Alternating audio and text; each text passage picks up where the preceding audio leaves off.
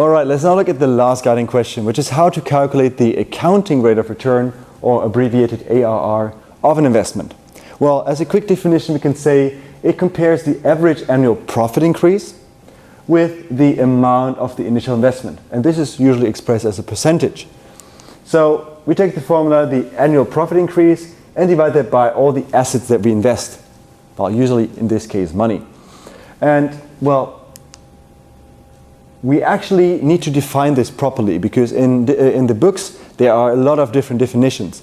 That's why we have also taken the decision that, well, you should know what it is, how to calculate it in theory, but you don't have to calculate the ARR yourself for the examination.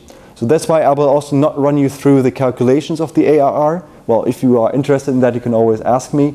But for the exam, you don't have to do that yourself. You simply have to know how to define ARR, when to use it, and also, well, how is it defined, how to use it in theory. Well, the decision rule is if you have an ARR above a minimum that you define, let's say the company says, well, we only accept projects that have an ARR of more than 10%, and then you, let's say, analyze the project and it has 12%, then you accept the project. And this is the easy way of deciding if you take a project based on the ARR or if you don't take a project.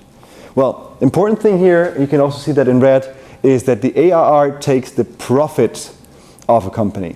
Well, now the question to you is, well, what do we use with all the other methods? And it actually is cash flows.